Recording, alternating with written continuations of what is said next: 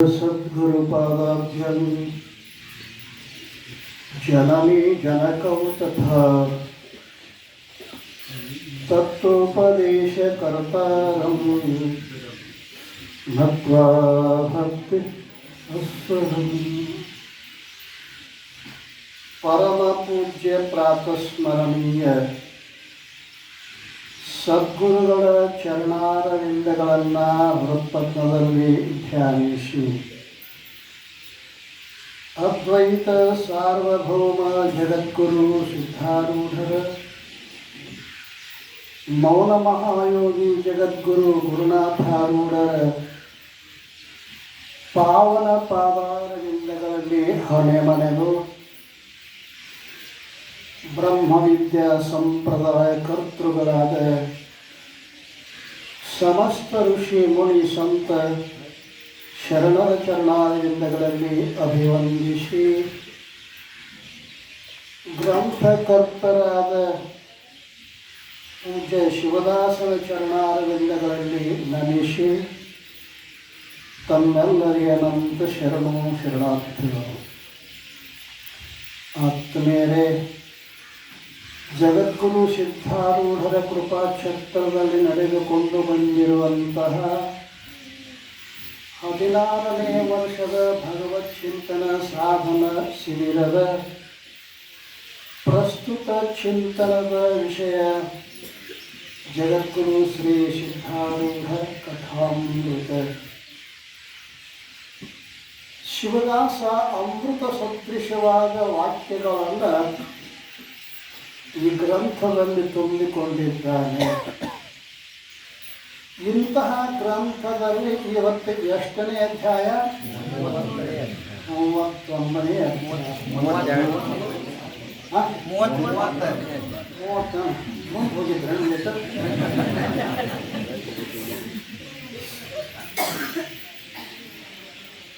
ಆರಂಭದಲ್ಲಿ ಗ್ರಂಥದ ಮಹಿಮೆಯನ್ನು ಚಿಂತನೆ ಮಾಡೋಣ. 4 ವೇದ, 6 ಶಾಸ್ತ್ರ, 18 ಪುರಾಣ, 28 ದಿವ್ಯ ಆಗಮಗಳ ಸರ್ವಸಾರಭೂತವಾದ ಶ್ರೀ ಸಿದ್ಧ ಪುರುಷನ ಈ ಪವಿತ್ರ ಚರಿತ್ರೆಯನ್ನು ನಿತ್ಯವೂ ಓದುವ, ಕೇಳುವ, ಪೂಜಿಸುವ ಸರ್ವ ಭಕ್ತರಿಗೆ ಧರ್ಮ, ಅರ್ಥ, ಕಾಮ, ಮೋಕ್ಷಗಳು ಸಿದ್ಧಿಸುವು. ಸರ್ವ ಕಷ್ಟ ನಷ್ಟಗಳು, ಸರ್ವ ಪಾಪ ತಾಪಗಳು, ಚೌರ ವೈರಿ ವಿಷ ಭೂತಾದಿ ಭೀತಿಗಳು ಬಯಲಾಗಿ ಸರ್ವದಾ ಸಕಲ ಸನ್ಮಾನಗಳಿಂದ ಕೂಡಿದ ಸುಖ ಸೌಭಾಗ್ಯಗಳು ಒದಗಿ ಬರುವು. ಶ್ರೀ ಸಿದ್ಧ ಸದ್ಗುರುವಿನ ಕೃಪಾಪೂರ್ವಕ ಶ್ರವಣ ಮಾಡುವುದರಿಂದ ಶಾಂತಿ, ದಾಂತಿ, ವಿವೇಕ, ಜ್ಞಾನ, ಸದ್ಭಕ್ತಿಗಳು ಸಂಪ್ರಾಪ್ತವಾಗುತ್ತವೆ. ಈ ಗ್ರಂಥವನ್ನು ತನ್ನ ಇಷ್ಟ ದೇವತಾ ಮಂತ್ರದೊಡನೆ ಗಂಧ, ಅಕ್ಷತ, ಧೂಪ, ದೀಪ, ನೈವೇದ್ಯಗಳಿಂದ ಪೂಜಿಸಿ ಪ್ರತಿ ಅಧ್ಯಾಯದಲ್ಲಿ ಗ್ರಂಥ ಮಹಿಮೆಯನ್ನು ಪಠಿಸಿ ಸ್ಮರಿಸಿ ನಂತರ ಪಾರಾಯಣ ಮಾಡಿ ಮಂಗಳ ವಿಭೂತಿ ಪ್ರಸಾದವನ್ನು ಭಕ್ತಿಯಿಂದ ಸ್ವೀಕರಿಸುವುದು ಶಿಷ್ಟ ಸಂಪ್ರದಾಯವಾಗಿರುತ್ತದೆ. ಸದ್ಗುರುನಾಥ ಮಹಾರಾಜ ಕಿ ಜೈ.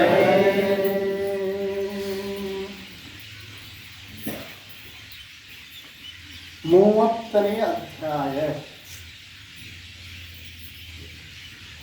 ಆರಂಭದಲ್ಲಿ ಶಿವದಾಸ ಒಂದು ಛಂದ ಪದ್ಯವನ್ನು ಇಲ್ಲಿ ಕೊಟ್ಟಿದ. ನಿನ್ನ ಚಿಂತನೆ ಮಾಡುತ್ತಿರುವ ಪ್ರೇಮ ಎನ್ನಳು ತುಂಬಲಿ, ಎಲ್ಲ ಸರ್ವಸ್ಥವು ಸಹಜ ನಿನ್ನಯ ಚರಣದಲ್ಲಿ ನುಡಿಯಲಿ. ಸಂತಸದಿ ಪುಣ್ಯಾತ್ಮನಿ ಸತ್ಸಂಗದಳು ನೀನಿರುತ್ತೀಹೆ, ಸಂತತಿಯ ಬಯಸಿದವರಿಗೆ ನೀ ಪುತ್ರ ರತ್ನ ಕೊಡುತ್ತೀಹೆ. ನಿನ್ನ ಚಿಂತನ ಮಾಡುತ್ತಿರಲ್ಲ ಪ್ರೇಮ ಎನ್ನಳು ತುಂಬಲಿ. ಮನುಷ್ಯ ಚಿಂತೆ ಮಾಡ್ತಾನ, ಚಿಂತನೆ ಮಾಡೋದಿಲ್ಲ. ಚಿಂತೆ ಬೇರೆ, ಚಿಂತನೆ ಬೇರೆ.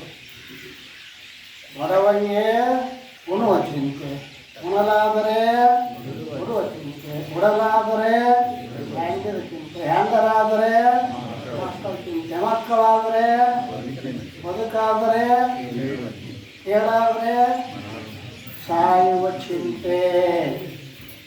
ನೋಡಿ, ಚಿಂತೆ ಪಟ್ಟಿನ ಕೊಟ್ಟಾಗಿ ಇಂತೂ ಏನು ಇಂತು ಚಿಂತೆಯಲ್ಲಿ ಇದ್ದವರ ಕಂಡೆ ಶಿವಚಿಂತೆಯಲ್ಲಿದ್ದವರೊಬ್ಬರನ್ನು ಕಾಣೆ. ಅಂಬಿಗರ ಹಗಲು ಮಧ್ಯಾಹ್ನದಾಗ ಕದ್ದೀಲು ಹಚ್ಚುಕೊಂಡು ಹುಡುಕಾಡ್ತಿದ್ದಂತ. ಯಾರು ಹುಡುಕ್ರಿ? ಶಿವಚಿಂತೆ ಮಾಡೋರು ಯಾರು ನೋಡಕತ್ತೇನಂತ. ಬಹಳ ಕಷ್ಟ, ಬಹಳ ಕಷ್ಟ. ಆ ಬಾಯಿಗೆ ಬರುವುದಾಗಿತ್ತು ಅಂತಂದ್ರೆ ಭಗವಂತನ ಚಿಂತನೆ. ಈ ಭಗವಂತನ ಚಿಂತನೆ ಚಕೋರಂಗೆ ಚಂದ್ರಮನ ಬೆಳಗಿನ ಚಿಂತೆ, ಅಂಬುಜಿಗೆ ಭಾನುವಿನ ಹೃದಯದ ಚಿಂತೆ, ಭ್ರಮರಂಗೆ ಪರಿಮಳದ ಬಂಡುಂಬುವ ಚಿಂತೆ, ಯಾನಗೆ ನಮ್ಮ ಕೂಡಲ ಸಂಗ ಶರಣರ ಸಂಗನ ನೆನೆವ ಚಿಂತೆ. ಶರಣರಿಗೂ ಒಂದು ಚಿಂತೆ ಅದ, ಪ್ರತಿಯೊಂದು ಪಕ್ಷಿಗಳಿಗೂ ಒಂದು ಚಿಂತೆ. ಏನಂತಾನ ಅಂತ್ಯ ಚಕೋರಂಗೆ ಚಂದ್ರಮನ ಬೆಳಗಿನ ಚಿಂತೆ. ಚಕೋರ ಪಕ್ಷಿ ಅಂತ ಒಂದು ಐತಂತ್ರಿ. ಅದು ಚಂದ್ರನ ಬೆಳದಿಂಗಳನ್ನು ಸ್ವೀಕಾರ ಮಾಡೇನೆ ಬದುಕಿದಂತ್ರಿ. ಅದು ನಮ್ಮ 22 ಚಪಾತಿ ತಿಂದ್ರು ಬದುಕಲಾಕ ಆಗಲ್ಲ. ಚಂದ್ರನ ಬೆಳದಿಂಗಳನ್ನು ತಿಂದು ಬದುಕೈತಿ ಅಂದ್ರೆ ಹ್ಯಾಂಗಿರಬೇಕು? ಭಗವಂತಿ ಸೃಷ್ಟಿಯೊಳಗೆ ವಿಚಿತ್ರವಾದ ಪ್ರಾಣಿ ಪಕ್ಷಿಗಳನ್ನು ರಚನೆ ಮಾಡಿದ್ದಾನೆ ಪುಣ್ಯಾತ್ಮರೇ. ಅವು ಚಕೋರಂಗೆ, ಚಕೋರ ಪಕ್ಷಿಗೆ ಯಾವಾಗ ಚಂದ್ರ ಉದಯ ಆದಾನು, ಯಾವಾಗ ತಂಪಾದ ಬೆಳದಿಂಗಳನ್ನು ನಾನು ಸ್ವೀಕಾರ ಮಾಡೀನು ಅಂತ ಅದು ಚಿಂತೆ ಮಾಡ್ತದೆ. ಚಕೋರಂಗೆ ಚಂದ್ರಮನ ಬೆಳಗಿನ ಚಿಂತೆ. ಮುಂದೆ ಅಂಬುಜಕ್ಕೆ ಭಾನುವಿನ ಅಂಬುಜ. ಅಂಬು ಅಂದ್ರೆ ನೀರು, ಅಂಬುಧಿ ಅಂತ ಗೊತ್ತೈತಿ. ಅಂಬುಧಿ ನೀರಿನಿಂದ ತುಂಬಿದ್ದು. ಅಂಬು ಅಂದ್ರೆ ನೀರು, ಅಂಬುಜ ಅಂದ್ರೆ ನೀರೊಳಗೆ ಹುಟ್ಟಿದ್ದು ಕಮಲ. ಕಮಲ, ಈ ಕಮಲ ಏನು ಚಿಂತೆ ಮಾಡ್ತದೆ? ಅಂಬುಜಕ್ಕೆ ಭಾನುವಿನ ಉದಯದ ಚಿಂತೆ. ಯಾವಾಗ ಸೂರ್ಯ ಉದಯ ಆದಾನು, ಸೂರ್ಯನ ಕಿರಣಗಳು ಕಮಲದ ಮೇಲೆ ಬಿದ್ದಾಗ ಅರಳತಕ್ಕಂತ್ರಿ ಕಮಲ. ಎಷ್ಟು ಮಜಾ! ಮಹಾತ್ಮರ ದೃಷ್ಟಿ ನಮ್ಮ ಮೇಲೆ ಬಿದ್ದರೆ ನಮ್ಮ ಹೃದಯ ಕಮಲ ತೆರಿತದಂತ. ನಮ್ಮ ಹೃದಯ ಕಮಲ ಅವರು ಅವ್ರ ದೃಷ್ಟಿ ನಮ್ಮ ಮೇಲೆ ಬೀಳ್ಬೇಕು. ಯಾಗ ಸೂರ್ಯೋದಯ ಆದ ಕೂಡಲೇ ಆ ಕಮಲ ಅರಳ್ತದನೋ. ಅಂಬುಜಕ್ಕೆ ಭಾನುವಿನ ಉದಯದ ಚಿಂತೆ, ಭ್ರಮರಂಗೆ ಪರಿಮಳದ ಬಂಡುಂಬು. ಎಲ್ಲಿ ಆ ಕಮಲ ಅರಳ್ಯದ, ಎಲ್ಲಿ ಸುಗಂಧವಾದ ಪುಷ್ಪಗಳು ಅರಳ್ಯಾವ, ಅಲ್ಲಿ ಹೋಗಿ ಆ ಸುಗಂಧವನ್ನು ಬಂಡುಂಬುವ ಚಿಂತೆ. ಮನವಾರ ಕುಡಿಬೇಕು ಕುಡಿಬೇಕು ಅಂದರೆ ಅದು ಯಾವುದೋ ಊರಾಗ ಏನಾಗಿತ್ತು ಅಂತಂದ್ರೆ, ಭೃಂಗ ಹೂವಿನ ವಾಸನೆಯನ್ನು ಕುಡಿದು ಸಂತೋಷದಿಂದ ಹಾರಿಕೊಂತ ಹೊಂದಿತ್ತು. ಕೆಳಗ ಸಗಣಿ ಹುಳ, ಹೆಂಡಿ ಹುಳ ಅಂತ ಗೊತ್ತಂತೆ. ಹೆಂಡಿ ಹುಳ ಅಲ್ಲ, ಆ ಹೆಂಡಿ ಹುಳ ಹೆಂಡಿ ಗುಂಡ ಉಳಿಸುವಂತ ನೋಡಿದ್ರೆ ಅಲ್ಲಿ ಇರ್ತಾವಲ್ಲ, ಅದಕ್ಕೆ ಹೆಂಡಿ ಗುಂಡ ಅದೇ ಭಾಗ್ಯ, ಅದೇ ಸಂಪತ್ತು, ಅದು ಉಳಿಸುವಂತ ಹೊಂಟಿತ್ತು. ಮ್ಯಾಲ ಬರ್ಮಾರ ಒಯ್ ಅಂತ ವಿಚಾರ ಮಾಡ್ಕೊಂತ ಹೊಂಟಿತ್ತು. ಮ್ಯಾಲ ನೋಡಿತು ಅದು ಹೆಂಡಿ ಹುಳ ಕೇಳಿತು. ಅಲ್ಲೋ ಭಾಳ ಸಂತೋಷದಿಂದ ಹಾಡಾಕತ್ತೀರಿ, ನೀ ಏನು ತಿನ್ಬಂದದಿ ಅಂತ ಕೇಳ್ತಂತ. ಏನು ತಿನ್ಬಂದಿ ಅಂದ್ರೆ ಅದು ಹೇಳ್ತು, ಮಲ್ಲಿಗೆ ಪಾರಿಜಾತ ಮೊದಲಾದ ಹೂವಿನ ಮಕರಂದವನ್ನು ಮನವಾರ ಕುಡಿದಿರಪ್ಪ, ಆ ಆನಂದ ಹೊಂಟೀನಿ ಅಂತಂದಾಗ ಸಗಣಿ ಹುಳ ಅಂತತ್ತ, ನಿನ್ನ ಮಲ್ಲಿಗೆ ವಾಸನೆ ನನ್ನ ಸಗಣಿಗಿಂತ ರುಚಿ ಐತೇನು ಅಂತ ಕೇಳ್ತಿತ್ತು. ಮನುಷ್ಯರ ಮನಸ್ಸುಗಳು ಭಿನ್ನ ಭಿನ್ನ ಭಿನ್ನ ಭಿನ್ನದ. ಅದಕ್ಕೆ ಕೊನೆ ಹೇಳ್ತಾನ ಬಸವನ, ನಮಗೆ ನಮ್ಮ ಕೂಡಲ ಸಂಗನ ದೇವನ ನೆನೆವ ಚಿಂತೆ. ಶರಣರಿಗೆ ಅದೇ ಚಿಂತೆ, ಪರಮಾತ್ಮನನ್ನು ನೆನೆಯುವ ಚಿಂತೆ. ಈ ರೀತಿಯಾಗಿ ಇಲ್ಲಿ ಹೇಳ್ತಾ ಇದ್ದಾನೆ. ಏನು ಅಂತ ಕೇಳಿದರೆ, ನಿನ್ನ ಚಿಂತನ ಮಾಡುತ್ತಿರುವರ ಪ್ರೇಮ ನಿನ್ನಳು ತುಂಬಲು. ಭಗವಂತನ ಚಿಂತನೆ ಮಾಡುವ ಪ್ರೇಮ ತುಂಬಬೇಕು. ಪ್ರೇಮ ನೋಡಿ, ಪ್ರೇಮ ಅಂದ್ರೆ ಇದು ನೋಡ್ರಿ, ಭಗವಂತನ ಚಿಂತನೆ ಅಲ್ರಿ. ಹ್ಯಾಂಗ ನಿಮಗೆ ಒಂದು ಪ್ರಿಯವಾಗಿರ್ತಕ್ಕಂಥ ವಸ್ತು ಸಿಕ್ತಂದ್ರೆ ಹ್ಯಾಂಗ ಆಕತಿ. ಹಾಗೆ ಭಗವಂತನ ಚಿಂತನೆ ಮಾಡುವಾಗ ಪ್ರೇಮ ತುಂಬಿ ಮಾಡಬೇಕು. ಅದು ಸಿಟ್ಟಿಲೆ ಮಾಡಬಾರ್ದು, ಹೊಟ್ಟೆ ಕಿಚ್ಚಿಲೆ ಮಾಡಬಾರ್ದು. ಹೌದಲ್ರಿ? ಆತನ ಹ್ಯಾಂಗೆ ಅವನ ಚಿಂತನೆ ಮಾಡಬೇಕು ಅಂತ ಹೇಳಿದ್ರೆ, ಅತ್ಯಂತ ಹೃದಯ ತೆರೆದು ಭಗವಂತನ ಚಿಂತನೆಯನ್ನು ಮಾಡಿದರೆ ನಿನ್ನಳು ಪ್ರೇಮ ತುಂಬಲಿ. ಪ್ರೇಮ ತುಂಬಿತು ಅಂದ್ರೆ ಪ್ರವೃತ್ತಿ ಆಗ್ತದೆ ಮನುಷ್ಯ. ಅದಕ್ಕೆ ನಿನ್ನ ಪ್ರೇಮ ತುಂಬಲಿ. ನಿನ್ನ ಸರ್ವಸ್ವವು ಸಹಜ ನಿನ್ನಯ ಚರಣದಲ್ಲಿ ಕುಡಿಯಲಿ. ನನ್ನ ಸರ್ವಸ್ವ ಎಲ್ಲವೂ ನಿನ್ನ ಪಾದದಲ್ಲಿರಲಿ ಅಂತ ನೋಡಿ. ನನ್ನ ಸರ್ವಸ್ವ ಎಲ್ಲವೂ ಎಲ್ಲಿರೋದು? ನಿನ್ನ ಪಾದದಲ್ಲಿ. ಭಗವಂತನ ಪಾದದಲ್ಲಿ ನಾವು ಸಂಪೂರ್ಣ ಶರಣಾಗತಿ ಅಂತ ಅನ್ಕೋತೈತಿ. ಶರಣಾಗತಿ ಅಂತಂದ್ರೇನು? ನಮ್ದೇನೈತೆ ಅದೆಲ್ಲ ನಿಂದು. ಅದು ನಮಗೆ ಏನಾಗೈತೆ ಅಂತೀರ, ನಮ್ಮದು ಅನ್ನುವ ಮಮಕಾರವೇ ಬಂಧನಕ್ಕೆ ಕಾರಣ ಆಗ್ಯದ. ಮಮಕಾರದಿಂದ ನೆಕ್ಕಿನ ಬಂಧನುಂಟೆ. ನಮಗೆ ಯಾವ ಹೆಂಡತಿ ಮಕ್ಕಳು ಬಂಧನ ಮಾಡಿಲ್ಲ, ಅವ್ರ ಮ್ಯಾಗಿನ ಏನದ ಮಮಕಾರ. ಈ ಮಮಕಾರ ಬಂಧನಕ್ಕೆ ಕಾರಣ ಆಗತ್ತೆ. ಆದ್ದರಿಂದ ನನ್ನದೇನೈತಿ ಅದು ಎಲ್ಲವೂ ಭಗವಂತನ ಅಲ್ಲಿ. ಯಾಕಂದ್ರೆ ಅವ ಕೊಟ್ಟಿದ್ದು ಹೊಲ, ಅವ ಕೊಟ್ಟಿದ್ದು. ನಿಮ್ಮಪ್ಪ ಮಾಡ್ಯಾನ ಹೊಲ, ಮನೆ ಅವ ಕೊಟ್ಟಿದ್ದು. ನೀವೇನು ಮಾಡ್ತಾನೆ ಗೊತ್ತಾಗ, ಆ ಭಗವಂತನ ಕಲ್ಲ ಮನ ತೊಗೊಂಡು ಮನೆ ಕಟ್ಟಿ ನನ್ನ ಮನೆ ಅಂತ ನಾನು ಹೆಸರು ಬರುತ್ತಾ ಅಂದರೆ ನನ್ನ ಮನೆ ಅಂತೀಯಲ್ಲೋ, ಆ ಕಲ್ಲು ಯಾರು, ಅಮ್ಮನ ಯಾರು ವಿಚಾರ ಮಾಡಲ್ಲ. ಇಲ್ಲ, ನನ್ನ ಮನೆ ಅಂತಂತಾನಲ್ಲ. ಆದ್ದರಿಂದ ವಿಚಾರ ಮಾಡು. ಇಲ್ಲಿ ಭಗವಂತನೇ ನನ್ನ ಸರ್ವಸ್ವವೇನದ ಅಲ್ಲ ನಿನ್ನ ಚರಣದಲ್ಲಿ ಉರಿಯಲಿ. ಚಿತ್ತಾರೂಢದಲ್ಲಿ ಪ್ರಾರ್ಥನೆ ಮಾಡ್ಕೊಳ್ತಾ ಇದ್ದಾನ ಪುಣ್ಯಾತ್ಮನ. ಸಂತಸದಿ ಪುಣ್ಯಾತ್ಮನಿಗೆ ಸತ್ಸಂಗವು ನೀ ಇರುತ್ತಿದೆ. ಸತ್ಸಂಗದಲ್ಲಿ ಒಂದು ಮಗುವನ್ನು ಒಯ್ದು ಇಡ್ತಾನೆ. ಅದು ಇಲ್ಲಿ ದಾನಮ್ಮ ಕತಿ ಭಾಳ ಚಂದ. ಅಂಥದ್ದನ್ನು ಹೇಳ್ತಾ ಇದ್ದಾನ. ಯಾವ ನಾವು ಅಂತ ಕೇಳಿದ್ರೆ, ಇರಲಿ ಸುಂದರವಾದ ಕಥೆಯನ್ನು ಶ್ರವಣ ಮಾಡುವಂಥವರಾಗಿರಲಿ. ಕುರಂದಕೊಪ್ಪವೆಂಬ ಮನೋಹರವಾದ ಗ್ರಾಮದಲ್ಲಿ, ಗ್ರಾಮಗಳು ಸುಗ್ರಾಮ ಕುಗ್ರಾಮ ಅಂತಿರ್ತಾವ್ರಿ. ಅದಲ್ಲ, ಕುಗ್ರಾಮ ಬೇರೆ, ಸುಗ್ರಾಮ ಬೇರೆ. ಕಡಿ ಹೊಡಿ ಕುಡಿ ಅದಲ್ಲ ಕುಗ್ರಾಮ. ಅಲ್ಲ ಅದೇ ಮುಂಜಾನೆ ಯಾಕೆ ತಗೊಳ್ಳಿ ಸುಗ್ರಾಮ. ಅನೇಕ ದೇವಾಲಯಗಳ ಗುಡಿಯೊಳಗೆ ಢನ್ ಅಂತ ಪೂಜೆ ನಡೀತಿರಬೇಕು. ಎಲ್ಲ ಶರಣರು ಗುಡಿಗಳಿಗೆ ಬಂದು ನಮಸ್ಕಾರ ಮಾಡಿ ಪೂಜ್ಯತೆಯನ್ನು ಪಡೆದುಕೊಂಡು ಹೋಗಬೇಕು. ಇದಕ್ಕೆ ಸುಗ್ರಾಮ ಅಂತ ಕರೀತಾರೆ. ಇದು ಏನಿತ್ತು ಗ್ರಾಮ ಅಂತ ಕೇಳಿದ್ರೆ, ಕುರಂದಕೊಪ್ಪ ಎಂಬ ಮನೋಹರವಾದ ಗ್ರಾಮದಲ್ಲಿ ಬಸಪ್ಪನೆಂಬ ಹೆಸರಿನ ಚತುರನಾದ ಗೃಹಸ್ಥನಿದ್ದನು. ಗೃಹಸ್ಥಾಶ್ರಮ, ಧನ್ಯೋ ಗೃಹಸ್ಥಾಶ್ರಮ ಹೇಳಿ ಮಾಡಿ. ಸಾನಂದಂ ಸದನಂ ಸುತಾಶ್ಚ ಸುದಯ ಕಾಂತಾನ ದುರ್ಭಾಷಿಣಿ ಸನ್ಮನಿತ್ರಂ ಸುಧನಂ ಸಯೋಷಕರತಿ ಚ ಆಜ್ಞಾಪರ ಸೇವಕ.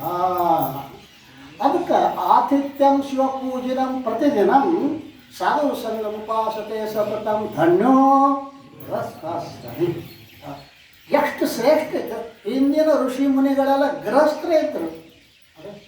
ಈ ಜಗತ್ತಿನಾಗ ಮಹಾತ್ಮರು ಹುಟ್ಟ್ಯಾರಲ್ಲ, ಈ ಗೃಹಸ್ಥರ ಹೊಟ್ಟೆಯಲ್ಲಿ ಹುಟ್ಟಿರ್ಬೇಕು, ಸನ್ಯಾಸಿ ಹೊಟ್ಟೆ. ಜಗತ್ತಿನ ಎಷ್ಟು ಮಂದಿ ಮಹಾತ್ಮರಾಗ್ಯಾರ. ಪುರುಷಾಂತಪ್ಪ ಆ ತಾಯಿ, ಆ ಮಹಾತ್ಮ ಪುರುಷಾಂತಪ್ಪನನ್ನು ನಾವು ಸ್ಮರಣೆ ಮಾಡಬೇಕು. ಈ ಜಗತ್ತಿಗೆ ಸಿದ್ಧಾರೂಢನೆಂಬ ಮಹಾತ್ಮನು ಕೊಟ್ಟಾರೆ ಈ ಪುಣ್ಯಾತ್ಮರು ಗೃಹಸ್ಥರೇ. ಅಂದರೆ ಪವಿತ್ರವಾಗಿರ್ತಕ್ಕಂಥ ಧನ್ಯೋ ಗೃಹಸ್ಥಾಶ್ರಮಿ. ಎಲ್ಲರೂ ಗೃಹಸ್ಥನಿಂದ ಬದುಕಿದ್ದಾರೆ ಜಗತ್ತಿನವ್ರು. ಅದಲ್ರಿ ಸನ್ಯಾಸಿ ಅವರಿಂದ ಬದುಕಿದ್ದಾರೆ. ಈ ಸನ್ಯಾಸಿಗಳಿಗೆಲ್ಲ ಮನೆಯಿಂದ ಬುತ್ತಿ ಬರ್ತೈತಿ ದಿವಸ. ಬಟ್ಟು ಬಂದಲ್ಲ ಮನೆ, ಇವರೇನು ದಿವಸ ಮನೆಯಿಂದ ಬುತ್ತಿ ಕಳಿಸ್ತಾರೆ? ಇಲ್ಲ, ಏನು ನೀವು ಗೊತ್ತಿರಲ್ಲ. ನೆಮದ ಗೃಹಸ್ಥರಿಂದನ ಬದುಕಿದ್ದಾರೆ ಎಲ್ಲರೂ. ಆದ್ದರಿಂದ ಅವ ಚತುರನಾದ ಗೃಹಸ್ಥನಿದ್ದನು. ಆತನಿಗೆ ದಾನವ್ವ ಪತ್ನಿ. ಪತಿ ಪತ್ನಿ ಹ್ಯಾಂಗಿರಬೇಕು? ನಮ್ಮ ಮಾನ್ಯ ಹೇಳಿ ಯಕ್ಷ ಪ್ರಶ್ನೆ ಒಂದು ವಿಚಾರ ಅಲ್ಲ ಅಂತ ಅವ ಯಕ್ಷ ಪ್ರಶ್ನೆ ಮಾಡ್ಯಾನ. ಏನು? ದೈವ ನಿರ್ಮಿತ ಸಖ ಯಾರು? ದೈವ ನಿರ್ಮಿತ ಸಖ, ದೇವನಿಂದ ನಿರ್ಮಿಸಲ್ಪಟ್ಟ ಸಖ ಅಂದರೆ ಗೆಳತಿ. ಅದು ಗೊತ್ತು. ಸಖ ಯಾರು ಅಂತ ಕೇಳಿದ್ರೆ ಏನು ಹೇಳನವ? ಭಾರ್ಯ, ಹೆಂಡತಿ ದೈವ ನಿರ್ಮಿತ ಸಖ. ಭಾರ್ಯ ದೈವ ನಿರ್ಮಿತ ಸಖ. ಇವನು ಆ ಪರಮಾತ್ಮನೇ ಈಕೆ ಹೆಂತಾಗಲಿ ಗಂಡಾಗಲಿ ಅಂತ ಅಲ್ಲಿ ನಿಶ್ಚಯ ಮಾಡ್ಯಾನ. ನೋಡಿ, ಸುಮ್ಮನೆ ಈ ಹಿರಿಯರ ಚಾ ಕುಡಿದು ಉಪ್ಪಿಟ್ಟು ತಿಂದ ಯಾರ್ದು ತಂದು ಯಾರಿಗೆ ತಿಂದು ನಾವೇ ಅವ್ರು ಮದುವೆ ಮಾಡಿದಂತೆ, ನೀವು ಮಾಡಿದಂತೆ ಪುಣ್ಯಾತ್ಮ. ಅಲ್ಲೋ ಬ್ರಹ್ಮಕ್ಕೆ ನಿರ್ಮಿತವಾಗಿರ್ತಕ್ಕಂಥ ಮದುವೆ ಗಂಟು ಹಾಕಿರ್ಲಿಕ್ಕೆ ಗೊತ್ತತಿ. ಯಾವ ಗಂಟು? ಆ ಬ್ರಹ್ಮನ ಬಿಚ್ಕೊಂಡು ಹೋಗ್ಬೇಕಾದ್ರು. ಅಲ್ಲಿ ತನಕ ಆ ಗಂಟು ಬಿಚ್ಚಾಕ ಸಾಧ್ಯ ಇಲ್ಲ. ಆದ್ದರಿಂದ ಆಕಿ ದಾನಮ್ಮ ಬಸಪ್ಪ ಹ್ಯಾಂಗಿದ್ರು ಅಂತ ಕೇಳಿದ್ರೆ ಹ್ಯಾಂಗಿರಬೇಕು? ಸತಿಪತಿಗಳೊಂದಾದ ಭಕ್ತಿ ಯಥವಾಗಿದ್ದು ಶಿವನೇ. ಸತಿಪತಿಗಳು ಒಂದಾಗದವನ ಭಕ್ತಿ ಅಮೃತವು ವಿಷ ಕಲಿಸಿದಂತೆ ಕಾಣ ರಾಮನಾಥ. ಅಮೃತವು ವಿಷ ಕಲಿಸಿದಂತೆ. ಅದೊಂದು ಆ ಕಡೆ 63, 36 ಹೌದಲ್ರಿ? 36, 63 ಗೊತ್ತೀವಿ. ಈಗ ಕನ್ನಡ ಅಂಕಿನ ಯಾರು ಬರಂಗಿಲ್ಲ ರೀ. 63 ಬರೀ ಅಂದ್ರೆ ಅವಕ್ಕೆ ಬರಂಗಲ್ಲ. 63 ಅಂತ ಹಿಂಗಿರ್ತಾವೆ. ಒಂದ್ರ ಮಾರಿ ಒಂದು ನೋಡ್ತಿರ್ತಾರೆ. 36 ನೀ ಆ ಕಡೆ ಮುಂಜಾನೆ ತಗೊಂಡು ಜಗಳನ ಅಲ್ಕೆ. ಈ 36ಕ್ಕಿಂತಲೂ 63 ಇದ್ದಂಗೆ ಇದ್ರು. ಯಾರು? ದಾನಮ್ಮ ಬಸ. ಇದು ಏನಾಯಿತು ಅಂತ ಕೇಳಿದರೆ, ಈ ದಾನಮ್ಮ ಆಕೆ ಗರ್ಭಿಣಿಯಾಗಿ 9 ಮಾಸ ತುಂಬಿರುತ್ತಿರುವಾಗ ಏನಾಯಿತು? ಬಸಪ್ಪನಿಗೆ ಭಾಳ ಹರ್ಷ. ಗರ್ಭಿಣಿ ಆಗ್ಯಾಳು ಅಂತಂದ್ರೆ ಬಹಳ ಸಂತೋಷ ಆಗ್ತದೆ ಗೃಹಸ್ಥರಿಗೆ. ಸಂತೋಷ ಆಗ್ತದೆ. ಅದು ಪ್ರಥಮ ಗರ್ಭವೆಂದು ದಂಪತಿಗಳು ವಿಶೇಷ ಆನಂದವಾಯಿತು.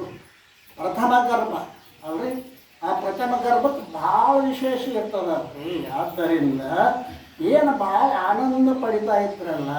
ಆದರೆ 9 ತಿಂಗಳು ಆದ ಮೇಲೆ ಪ್ರಸೂತಿಯಾಗದೆ ಗರ್ಭವು ತನ್ನಷ್ಟಕ್ಕೆ ಜೀರ್ಣವಾಯಿತು. 9 ತಿಂಗಳು ತುಂಬ್ಯಾವ, ಪ್ರಸವ ವೇದನೆ ಇಲ್ಲ, ಏನಿಲ್ಲ. ಆ ಗರ್ಭದೊಳಗೆ ಅದು ಜೀರ್ಣ ಆಗಿರ್ತೈತಿ. ಜೀರ್ಣ 3ನೇ ಸತಿ. ಈಗ ಎರಡನೇ ಸರ್ತಿನೂ ಏನಾಯಿತು? ಅದು ಜೀರ್ಣ ತಂದಿಂದಲ್ಲಿ. 3ನೇ ಸರ್ತಿ ಗರ್ಭಿಣಿಯಾಗಲು ಈ ಸಮಯದಲ್ಲಿ ಒಬ್ಬ ಸ್ತ್ರೀಯು ದಾನಮ್ಮನಿಗೆ ಹೇಳಿದ್ರು. ಆ ಊರಾಗ ಪ್ರಚಾರ ಆಯಿತು. ದಾನಮ್ಮ ಗರ್ಭಿಣಿ ಹಾಕಳ ಕೂಸ ಏನಾಕತಿ ಕರೆದು. ಆದ್ದರಿಂದ 39 ತಿಂಗಳು ಹುಟ್ಟ್ಯಾರ ಅಂತ ಹೇಳ್ತಾರೆ. ಗೊತ್ತಾಯ್ತು? ಮೊದಲಿನ ಕಾಲ 39 ಅಂದ್ರೇನು? 39ಗಳು 2 ಇವು ಬಂದ. ಈ ರೀತಿಯಾಗಿ ಅಬ್ಬಾಕಿ ಬಂದ ಈಕಿ ಸಂಕಟವನ್ನು ನೋಡಿ ಹೇಳ್ತಾ ಇದ್ದಾಳ. ಏನು ಅಂತ ಕೇಳಿದ್ರೆ, ಈ ಪ್ರಕಾರ 2 ಸರ್ತಿ ಗರ್ಭಿಣಿಯಾಗಿ 9 ತಿಂಗಳಾದರೂ ಪ್ರಸವವಾಗದೆ ಇರೋದು ಬಹಳ ಅಪೂರ್ವವಾಗಿರುವುದು. ಆದ್ದರಿಂದ ಇಬ್ಬರು ಹೀಗೆ ಮಾಡಿರಿ. ಏನು ಮಾಡಿರಿ? ಹುಬ್ಬಳ್ಳಿ ಶಹರದೊಳಗೆ ಸಿದ್ಧಾಶ್ರಮ ಎಂಬುದರಲ್ಲಿ ಸಿದ್ಧಾರ್ಥ ಸ್ವಾಮಿಗಳಿರುವರು. ಹುಬ್ಬಳ್ಳಿಯೊಳಗೆ ಸಿದ್ಧಾರ್ಥ ಸ್ವಾಮಿಗಳು ಇರುವರು. ಎಂಥ ಪುಣ್ಯ ಭೂಮಿ ಇರಬೇಕಪ್ಪ ಹುಬ್ಬಳ್ಳಿ, ಎಂಥ ಪುಣ್ಯ ಭೂಮಿ. ರಗಡ ಹಳ್ಳಿ ತಿರುಗಾಡಿ ಬಂದ ನಾವು ಸಿದ್ಧಾರಪ್ಪ ನೋಡ್ರಿ. ಇಡೀ ಭಾರತದನ್ನೆಲ್ಲ ತೆಗೆಡಿ 48ನೇ ವಯಸ್ಸು ಇಲ್ಲಿ ಬಂದದ್ದು. 47 ಹೇಳಿದ. ಇಲ್ಲೇ ಬಂದ ನೆಲೆಸಬೇಕಾಗಿತ್ತು ಅಂತಂದರೆ ಏನಾಗಿರಬೇಕು? ಇಂದ ಎಷ್ಟು ಜನ ಬಂದಿಲ್ಲ, ಲಕ್ಷ ಜನ ಬಂದು ಉದ್ಧಾರ ಆಗ್ತಾ ಇದ್ದಾರಲ್ಲ ಆ ಪುಣ್ಯಾತ್ಮನಿಂದ. ಆದ್ದರಿಂದ ಹುಬ್ಬಳ್ಳಿ ಪವಿತ್ರವಾಗಿರ್ತಕ್ಕಂಥ ಹುಬ್ಬಳ್ಳಿಯೊಳಗೆ ಸಿದ್ಧಾಶ್ರಮ ಸಿದ್ಧಾರ್ಥ ಸ್ವಾಮಿಗಳಿದ್ದಾರೆ. ಭಕ್ತ ಸಂಕಟ ನಿವಾರಣೆ ಮಾಡುವುದರಲ್ಲಿ ಅವರು ಯಾವಾಗಲೂ ಜಾಗೃತರಾಗಿರುತ್ತಾರೆ. ಭಕ್ತರಿಗೆ ಏನಾದರೂ ಸಂಕಟ ಬಂತು ಅಂದ್ರೆ ಅವರು ಅದನ್ನು ನಿವಾರಣೆ ಮಾಡ್ತಕ್ಕಂಥ ಸಾಮರ್ಥ್ಯ ಅದ. ಯಾವಾಗಲೂ ಅವರು ಅದೇ ಕಾರ್ಯದಲ್ಲಿ ಇರ್ತಾರೆ. ಈ ರೀತಿಯಾಗಿ ಅಪೂರ್ವವಾಗಿ ಇಬ್ಬರು ಹೀಗೆ ಮಾಡ್ರಿ. ಏನು ಹುಬ್ಬಳ್ಳಿ ಶಹರದವರಿಗೆ ಸಿದ್ಧಾಶ್ರಮದವರು ಸಿದ್ಧಾರ್ಥ ಸ್ವಾಮಿಗಳವರ ಭಕ್ತ ಸಂಕಟ ನಿವಾರಣೆ ಮಾಡೋದರಲ್ಲಿ ಅವರು ಯಾವಾಗಲೂ ಜಾಗೃತರಾಗಿರ್ತಾರೆ. ಭಕ್ತರ ಕಷ್ಟಗಳನ್ನು ಪರಿಹರಿಸಿ ಅವರಿಗೆ ಕಲ್ಯಾಣ ಮಾಡೋದು. ನೀವು ದಂಪತಿಗಳು ಅವರ ಕಡೆಗೆ ಹೋಗಿ ಅವರಿಗೆ ಪ್ರಾರ್ಥಿಸಿ ನಿಮ್ಮ ವೃತ್ತಾಂತವನ್ನು ಹೇಳ್ರಿ. ಆತನು ಬಹು ದಯಾವಂತನಾಗಿದ್ದಾನೆ. ಮಹಾತ್ಮರಲ್ಲಿ ಮದುವೆ ಗುಣ ಯಾವುದು? ದಯ. ಅದಲ್ಲದೆ ಮೊದಲೇ ಕರುಣ, ಸತ್ಕಳೆ, ಶಾಸ್ತ್ರ ಪರಿಣತೆ, ನಿರಾಶೆ, ಸೌಂದರ್ಯ, ಸುಮುಖತ್ವ, ಸುಗುಣ ಸುಜ್ಞಾನಗಳು ಅವನೇ ಶೈವ್ಯ ಗುರುವಕ್ಕು. ಅವನಲ್ಲಿ ಏನು ಕರುಣಾ ದಯಾವಂತನಾದ ಸದ್ಗುರು ಇದ್ದು ಭಕ್ತ ಕರುಣಾಕಾರಕನಾಗಿದ್ದಾನೆ. ಆತನನ್ನು ವರ್ಣಿಸಲು ಸಾಧ್ಯವಿಲ್ಲ. ಆ ಸಿದ್ಧಾರನ್ನು ವರ್ಣನೆ ಮಾಡಲಿಕ್ಕೆ ಸಾಧ್ಯ ಇಲ್ಲ. ಅವನೊಬ್ಬನೇ ಜಗದ್ಗುರು. ಜಗತ್ನಾಗ ಅವನೇ ಜಗದ್ಗುರು. ಸದ್ಗುರು ಇರಬೇಕು. ಅಂಥವ ನಮ್ಮ ಶುದ್ಧಾರೂಢನಂಥವ. ಜಗತ್ನಾಗ ರಗಡ ಮಂದಿ ಇದ್ದಾರೆ ಜಗತ್ ಸದ್ಗುರುಗಳು. ಪರಂತು ಅಂತಹ ರೀತಿಯೊಳಗೆ ನೀವು ನಿಮ್ಮ ಸಂಕಟವನ್ನು ನಿವೇದಿಸಿ ಪುತ್ರ ಬೇಕೆಂದು ಬೇಡಿದರೆ ಆ ಕರುಣಾಕರನು ಅದಕ್ಕೋಸ್ಕರ ತತ್ಕಾಲೇ ಉಪಾಯ ಮಾಡುವನು. ಇದು ಬಹಳ ಸಂತೋಷ ಆಗ್ತದೆ ನಮ್ಮ. ಮರುದಿವಸ ಅದೇ ದಿವಸನ ಹಾಗಾದರೆ ನಮಗೆ ಪುತ್ರನ್ನು ಕೊಡುವುದಕ್ಕಾಗಿ ಅವರು ಏನು ತೆಗೆದುಕೊಳ್ಳುತ್ತಾರೆ? ಹ್ಯಾಂಗೆ ಒಂದು ಮಕ್ಕಳ ಕೊಡ್ತಾರೆ? ಧಾರ್ಮಿಕ ಆಗ್ತಾರೆ. ಅಂಗಡಿಯಾಗಿನ ವಸ್ತುಗಳು ಧಾರ ಇರ್ತಾವಲ್ಲ, ಎಷ್ಟು ಕೊಂದು ಮಕ್ಕಳು ಕೊಡ್ತಾರೆ? ಕೆಲವು ಮಂದಿ 1000 ರೂಪಾಯಿ ಕೊಟ್ಟರೆ ಮಕ್ಕಳು ಕೊಡೋದು ಎಲ್ಲ ಅದಾವ. ಎಲ್ಲ 1000 ಆದ್ರೆ ಗಂಡ, 500 ಆದ್ರೆ ಅಲ್ಲ. ಅವ್ರು ಏನು ತಗೋತಾರೆ ಮಕ್ಕಳು ಕೊಡ್ಲಾಕ ಅಂತ ಕೇಳ್ತಾ ಇದ್ದಾರಲ್ಲ.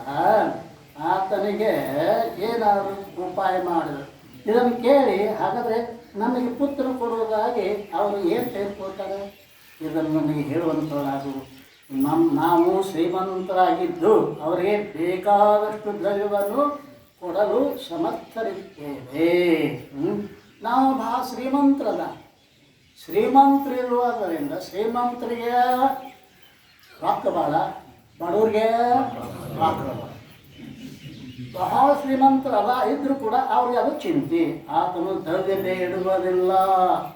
ಆತನಿಗೆ ನಿರ್ಮಲವಾದ ಏನು ಚಿತ್ತವೊಂದೇ ಬೇಕಾಗುತ್ತದೆ. ಭಗವಂತನಿಗೆ ಬೇಕಾದದ್ದು ನಿರ್ಮಲವಾದ ಚಿತ್ತ. ನಾವು ಅದನ್ನು ಮುಚ್ಚಿಟ್ಕೊಂಡು ಅಭಿಷೇಕ, ತೆಂಗಿನಕಾಯಿ, ಸುಡುಗಾಡ, ಶಾಂತಿ ಅವಂದ ನಿನ್ನ ಅಭಿಷೇಕ, ನಿನ್ನ ತೆಂಗಿನಕಾಯಿ ನನಗೇನು ಬೇಕಾಗಿಲ್ಲ, ನಿರ್ಮಲವಾದ ಚಿತ್ತ ಕೊಡು, ನನಗೆ ಬೇಕಾದನ್ನು ಕೊಡ್ತೀನಿ ಅಂತ ಪುಣ್ಯಾತ್ಮ ಸಿಗ್ತಾರಲ್ಲ. ಅವನು ಹೇಳ್ತಾ ಇದ್ದಾರಲ್ಲ, ಏನು ದಾನ ಕೇಳಿ ಅನ್ನುತ್ತಾರೆ. ಹಾಗಾದರೆ ನಮಗೆ ಪುತ್ರನ ಕೊಡಬೇಕಾಗಿ ಏನು ತೆಗೆದುಕೊಳ್ಳ ಅಂದರೆ ಏನಿಲ್ಲ, ಬೇಕಾದಷ್ಟು ಕೊಡಬೇಕಾಗಿಲ್ಲ. ಅದೇನೋ ಆತ ನಿರ್ಮಲವಾದ ಚಿತ್ತವರಿಗೆ ಬೇಕಾಗುವುದು. ಶುದ್ಧ ಚಿತ್ತದ ತೊಡಗೂಡಿ ಆತನಿಗೆ ಶರಣು ಬಂದವರಿಗೆ ಬೇಡಿದ್ದನ್ನು ಕೊಡುವನು. ಶ್ರೀಮಂತನಿದ್ದಾನೋ ದರಿದ್ರದ್ದಾನೋ ಅನ್ನುವ ನೋಡದೇ ಇರವ. ಶ್ರೀಮಂತರಿಗೆ ದರಿದ್ರನ ನೋಡಮಲ್ಲ ಪುಣ್ಯಾತ್ಮ. ಅದೇನೋ ಜಾತ್ರೆಯಾಗ ದೊಡ್ಡದೊಡ್ಡ ಶ್ರೀಮಂತ ಲಕ್ಷಗಟ್ಟಲೆ ಕೊಟ್ಟು ನಮಸ್ಕಾರ ಮಾಡ್ತಿರ್ಬೇಕ. ಅದಕ್ಕೆ ಮುದುಕಿ ಒಂದು ದುಡ್ಡು ತೊಗೊಂಡು ಬಂದು ನಾನು ಮುದುಕಿ ಬಡ ಮುದುಕಿ, ಯಪ್ಪ ಈ ದುಡ್ಡು ತಗೋ, ಈ ದುಡ್ಡನ್ಯಾಗ ಇಡೀ ಜಾತ್ರೆ ಊಟ ಮಾಡ್ಬೇಕಂದ್ರೆ ಎಷ್ಟು ಶಾನೆ ಆ ಮುದುಕಿನು ಒಂದು ದುಡ್ಡಿನಾಗ ಇದೇನು ಇಡೀ ಜಾತ್ರೆನ ಪ್ರಸಾದ ಮಾಡ್ಬೇಕಂದ್ರು. ಆಗಲೇ ಅವನು ಸಿದ್ಧಾರ ಭಾಳ ಶಾನ ರೀ, ಎಲ್ಲಾಗ ವ್ಯವಹಾರಕ್ಕೂ ಶಾನ ರಕ್ಯಾ. ಯಾಕೆಪ್ಪ ಈ ದುಡ್ಡು ತಗ, ಕೊತ್ತಂಬರಿ ತೊಗೊಂಡ, ಕೊತ್ತಂಬರಿ ಭಾಳ ಆ ದುಡ್ಡು ಕೆಟ್ಟು ಕೊತ್ತಂಬರಿ ಉಂಟು ಸಾರ್ಯಾಗ ಹಾಕೋಣ. ಸಾರು ಉಂಡ ಮಂದಿ ಹೋಗೋ ಮುಂದೆ ಸಾರು ಭಾಳ ಚೆನ್ನಾಗಿತ್ತು ಅಂತ ಮಾತಾಡ್ತಿದ್ರು ಅಂತೆಲ್ಲ. ಇಡೀ ಜಾತ್ರೆ ಎಲ್ಲ ಒಂದು ದುಡ್ಡಿನ ಅಲ್ಲ. ಅದಕ್ಕೆ ಸಿದ್ದಾರಪ್ಪ ಬಡವರನ್ನ ಶ್ರೀಮಂತರನ್ನ ಇದ್ದಾನೋ ಇಲ್ಲೋ ನೋಡುವುದಿಲ್ಲ ಅಂತಂದು ಈ ವಚನವನ್ನು ಕೇಳಿ ಏನಂತಾರೆ ಅಂತ ಕೇಳಿದ್ರೆ ದಾನವ ಬಹಳ ಆನಂದಪಟ್ಟು, ಹೇ ಸ್ತ್ರೀ, ನೀನು ಸದ್ಗುರುವೇ ಆಗಿರದೆ ದುಃಖವನ್ನು ಪರಿಹರಿಸೋಣ ಎಂದು ಅಂದಳು. ಈ ವಚನವನ್ನು ಕೇಳಿ ದಾನವ ಆನಂದಪಟ್ಟು, ಹೇ ಸದ್ಗುರುನಾಥನೇ, ನಿನ್ನ ನನ್ನ ಉದ್ಧಾರಕ್ಕಾಗಿ ಬಂದಿರುವೆ ಎಂದು ಆಕೆಯನ್ನು ಉಪಚರಿಸಿ ಕಳುಹಿದರು. ಆಮೇಲೆ ದಾನವ ತನ್ನ ಪತಿಯನ್ನು ಕರೆದುಕೊಂಡು ಇವತ್ತೇ ಹೊರಡನ ಹುಬ್ಬಳ್ಳಿಗೆ ಅಂತ ಸಿದ್ಧಾರ್ಥ ಮಠಕ್ಕೆ ಬಂದಾಳೆ. ಬಂದು ಏನಂತಾಳೆ ಅಂತ ಕೇಳಿದ್ರೆ, ಏಪ ಸದ್ಗುರುನಾಥ ಏನಂತಾನೆ, ಏ ಸದ್ಗುರುನಾಥನೇ, ಸಿದ್ಧಾಶ್ರಮಕ್ಕೆ ಬಂದು ಮುಟ್ಟಿದ್ರು ನೋಡಿದ್ರೆ ಸತೇಜ ಮೂರ್ತಿಯಾಗಿ ಅವರು ಸಿದ್ಧಾರ್ಥನ ನೋಡ್ತಾ ಇದ್ದಾರೆ. ಸಂಜೆ ಹೊತ್ತಿ ಸಿದ್ಧಾಶ್ರಮಕ್ಕೆ ಬಂದು ಮುಟ್ಟಿದ್ರು.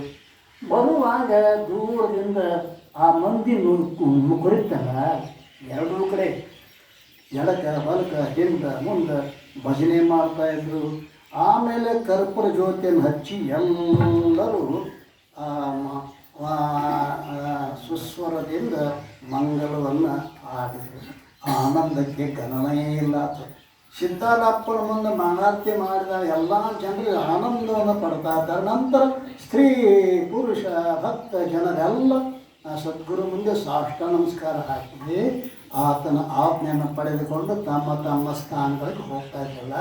ಬಸಪ್ಪ ದಾನವ ಓಡುತ್ತಾ ಬಂದು ಅತ್ಯಾನಂದದಿಂದ ಗುರು ಚರಣಕ್ಕೆ ಬಿದ್ದು ಫಲಾದಿ ವಸ್ತುಗಳ ಮುಂದಿಟ್ಟು ನಿಂತುಕೊಂಡು ಇವರನ್ನು ನೋಡಿ ಸದ್ಗುರು ಅಂತಾನೆ, ಯಾವ ಕಾರ್ಯಕ್ಕೋಸ್ಕರವಾಗಿ ಬಂದಿದ್ದೀರಿ ಅಲ್ಲ. ಯಾರೋ ಒಬ್ಬರು ಬಂದ್ರೆ ಗುಡಿಗೆ ಹೋದ್ರೆ, ದೇವರಂತಕ್ಕೆ ಹೋದ್ರೆ, ಸಿದ್ಧಾರ್ಥ ಮಠಕ್ಕೆ ಹೋದ್ರೆ, ಏನೋ ಒಂದು ಆಪತ್ತಿನ ಸಲುವಾಗಿ ಬರೋರು ಬಾ. ಆರ್ತೋ ಜಿಜ್ಞಾಸು ಅರ್ಥಾರ್ಥಿ ಜ್ಞಾನೇಚ್ಛ ಭರ್ತರ್ಷಭ ಚತುರ್ವಿಧ ಭಜಂತೆ ಮಾಂ ಜನಃ ಸುಕೃತಿನೋ ಅರ್ಜುನ. ಭಗವದ್ಗೀತೆ ಹೇಳ್ತಾನ, ಈ ಜಗತ್ತಿನ ಕೋಟ್ಯಾನು ಕೋಟಿ ಮಂದಿ ಇದ್ದರೂ ಕೂಡ ಅರ್ಜುನ ನನ್ನ ಕಡೆ ಬರೋರು ನಾಲ್ಕು ಮಂದಿ. ಆರ್ತಭಕ್ತ ಮೊದಲು ಬಡತನ ಅಂದರೆ ಏನೋ ರೋಗ, ಆ ದುಃಖದಿಂದ ಬಂದಿರ್ತಾರೆ ಇವರಿಗೆ. ಆರ್ತೋ ಜಿಜ್ಞಾಸು ಪರಮಾತ್ಮನ ಸ್ವರೂಪವನ್ನು ತಿಳಿಯಬೇಕೆನ್ನೋರು ಬರ್ತಾರೆ. ಆರ್ತೋ ಜಿಜ್ಞಾಸು ಅರ್ಥಾರ್ಥಿ, ನನಗೆ ಹೊಲ ಬೇಕು, ಮನೆ ಬೇಕು, ಅರ್ಥಾರ್ಥಿ ಅವ್ರು ಬರ್ತಾರೆ. ಆಮೇಲೆ ಜ್ಞಾನೀಚ ಬರ್ತಾರೆ. ಈ ರೀತಿ 4 ಮಂದಿ ಬರ್ತಾರಂದ್ರೆ ನೀವು ಎದಕ್ಕೋಸ್ಕರವಾಗಿ ಬಂದಿರಿ ಅಂತ ಕೇಳಿದರು.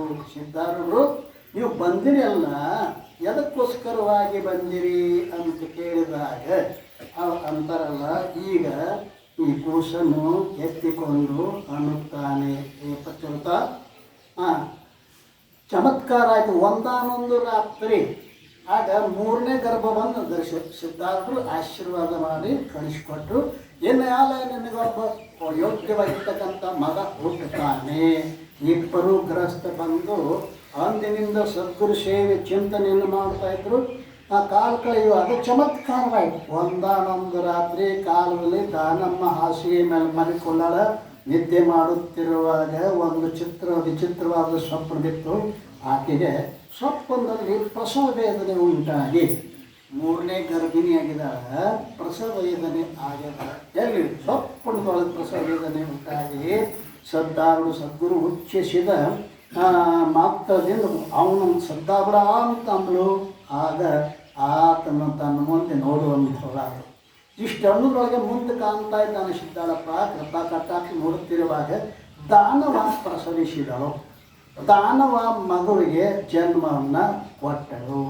ಆ ಕೂಸನ್ನು ಎತ್ತಿಕೊಂಡು ಅನ್ನುತ್ತಾನೆ, ಪತಿವ್ರತ ಸ್ತ್ರೀಯೇ, ಇದು ಬರೀ ಸ್ವಪ್ನ ಅಲ್ಲ ಅಂತ ತಿಳ್ಕೋ. ನಿನ್ನ ಮಗನನ್ನು ನಾನು ತೆಗೆದುಕೊಂಡು ಹೋಗಿ 2ನೇ ಸ್ಥಾನದಲ್ಲಿ ಸಾಧು ಸತ್ಪುರುಷರ ಪಾಲನೆಯಲ್ಲಿ ಇಡುವೆನು.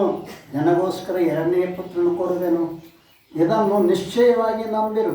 ನೀವು ಅಂಥ ಆಶೀರ್ವಾದವನ್ನು ಕೊಟ್ಟು ಸಿದ್ಧರಾಗಿ ಅದೃಶ್ಯರಾಗಿ ಆ ಹುಡುಗನ್ನ ತೊಗೊಂಡು ಹೋಗಿ ನಿಮಗೆ ಮತ್ತೊಂದು ಮಕ್ಕಳಿಗೆ ಕೊಡ್ತೀನಿ. ಈ ಮಗು ಏನು ಮಾಡ್ತಾನೆ ಅಂತ ಕೇಳಿದರೆ ಸಾಧುಗಳಲ್ಲಿ ಅವ ಏನು ಮಾಡ್ತಾನೆ ಅಂತ ಕೇಳಿದ್ರೆ ಬದುಕ್ತಾ ಇರ್ತಾನೆ. ಅಂದರೆ ಏನು, ಸಾಧು ಸಜ್ಜನರು ಹುಟ್ಟಬೇಕಾಗಿತ್ತು ಅಂತಂದ್ರೆ ಏನು ಮಾಡ್ತಾರೆ ಅಂತೀರ, ಯಾವ ಶುಚೀನಾಂ ಶ್ರೀಮತಾಂ ದೇಹೇ ಯೋಗ ವಿಷ್ಣು. ಆ ಮಗು ಎಷ್ಟೋ ವರ್ಷ ತಪಸ್ಸಾದಿಗಳನ್ನು ಮಾಡಿದ್ದಾನೆ. ಯಾರು? ಈ 3ನೇ ಮಗ, ದಾನವನ ಮಗ. ಸೊಪ್ಪಂದೊಳಗೆ ಮಗುವೆ ಜನ್ಮ ಕೊಟ್ಟಾಳ. ಸಿದ್ಧಳ ಮಗುವನ್ನು ತೊಗೊಂಡು ಹೇಳ್ತಾ ಇದ್ದಾನ. ನೋಡಿ ಬಹಳ ಆಶ್ಚರ್ಯಪಟ್ಟರು. ಏನಾಯಿತು? ಮಗು ಇಲ್ಲ, ಪ್ರಸವದ ಚಿಹ್ನೆಗಳೇ ಕಾಣಿಸ್ತಾವೆ. ಮಗು ಎಲ್ಲಿ ಹೋಯಿತು ವಿಚಾರ ಮಾಡ್ತಾ ಇದ್ದಾರಲ್ಲ. ಈ ವರ್ತಮಾನವನ್ನು ಕೇಳಿ ಓಡಿ ಬಂದು ಎಲ್ಲರೂ ಕೂಸನ್ನು ಹುಡುಕ್ತಾ ಇದ್ದಾರೆ. ಸದ್ಗುರುನಾಥನೇ ಕೂಸು ತೆಗೆದುಕೊಂಡು ಹೋಗಿದ್ದಾನೆ. ದಾನವನಿಗೆ ಕೆಲವು ಚಿಂತೆ ಹತ್ತಿತು. ಯಾಕೆ ತೊಗೊಂಡು ಹೋದ ಅಪ್ಪ, ನನ್ನ ಮಗನ ಯಾಕೆ ತೊಗೊಂಡು ಹೋದ ಅಂತಂದಾಗ ಆಗ ಹೇಳ್ದ, ನಿಮ್ಮ ಹೊಟ್ಟೆಯಲ್ಲಿ ಹುಟ್ಟಿದ ಪುರುಷನು ಪುನರ್ಜನ್ಮಕ್ಕೆ ಬಂದು ಮಹಾತಪಸ್ವಿ ಇರುವನು. ಮಹಾತಪಸ್ವಿ ಎಂದು ಏನಾದರೂ ನಾವು ಆಧ್ಯಾತ್ಮ ಕ್ಷೇತ್ರದಲ್ಲಿ ಮಾಡತಕ್ಕಂಥ ಸಾಧನೆ ಇತ್ತಂದ್ರೆ ಅಂತಹ ಮಗು ಏನು ಮಾಡ್ತಾನಂತೇಳಿ ಸತ್ಪುರುಷರಾಗಿ ಹುಟ್ಟುತ್ತಾ ಇದ್ದಾರೆ. ಶಂಕರಾಚಾರ್ಯರು ಸಂಚಾರ ಮಾಡುವಾಗ ಏನಾಯಿತು ಅಂತ ಕೇಳಿದ್ರೆ, ಅವ ಒಂದು ಹಳ್ಳಿಗೆ ಬಂದಾನ ಶಂಕರಾಚಾರ್ಯ.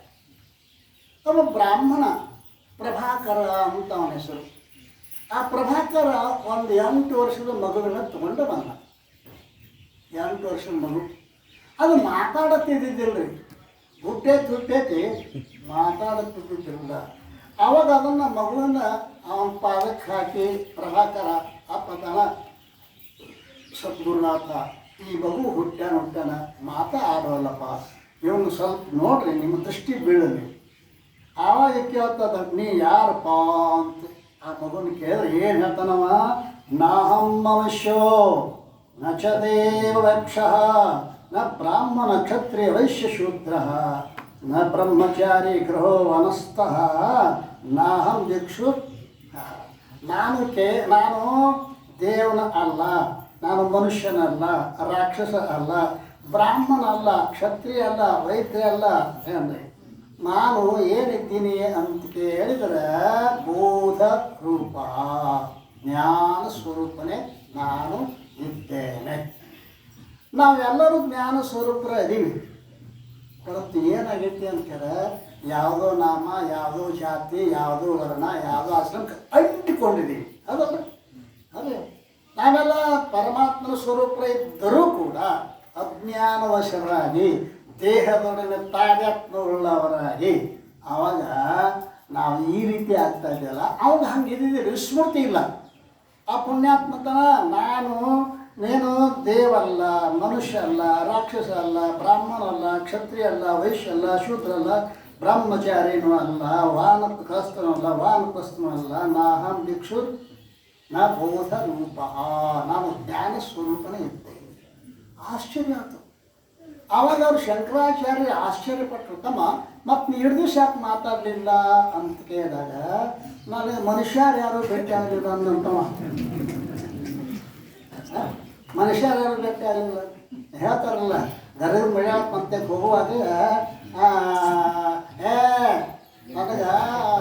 ಕೌಪಿನ ಕೊಡು ಅನ್ನೋದು ಶಿಷ್ಯಾಗ, ಯಾಕಪ್ಪ ಯಾವತ್ತು ಬತ್ಲೇ ಇರಲ್ಲ, ನೀ ಕೌಪಿನ ಯಾಕೆ ಬೆಳಕತ್ತೀವಿ, ಒಬ್ಬ ಮನುಷ್ಯ ಬರಾಕತ್ತೇನು ನಾನು ಅಂತಕ್ಕ ನೀವು ಅಂದ, ನಾವು ಮನುಷ್ಯರಾವಣ್ಣಪ್ಪ ಮಾರಿ ಮನುಷ್ಯರ ಮಾರಿ ದನಾನು ನೀವು ಅಂತಂದಾಗ ಸಿದ್ಧಾರ್ಥ ಹೋಗಿ ಭೇಟಿಯಾಗಿ ಅವರವರು ಭಾಳ ಮಾತಾಡ್ಯಾರ. ಅಭಿಪ್ರಾಯ ಏನು ಅಂತೀರ, ನೀ ಯಾಕೆ ಮಾತಾಡಲಿಲ್ಲ ಅಂತ ಮನುಷ್ಯರ ಭೇಟಿ ಆಗಲಿಲ್ಲ. ಆವಾಗ ಕೇಳಿದ್ರವ್ರು, ಈ ಮಗುನ ನಮಗೆ ಕೊಡ್ತೀರಿ ಏನೋ, ತಗೊಂಡು ತೊಗೊಂಡು ಹೋಗ್ರಿ ಅಂದ. ನನಗೆ ಉಪಯೋಗ ಇಲ್ಲ ಮತ್ತೆ. ಗರ್ಗದ ಸ್ವಾಮಿಗಳಂತ ಇದ್ರು, ಭಾರಿ ಮಹತ್ವ. ಅವರಂತೆ ಒಬ್ಬ ಸಾಹುಕಾರ ಬಂದ. ಸಾಹುಕಾರ ಬಂದ ಕೇಳಿದ್ರಪ್ಪ, ಮಕ್ಕಳು ಎಷ್ಟಪ್ಪ ಸಾಹುಕಾರ?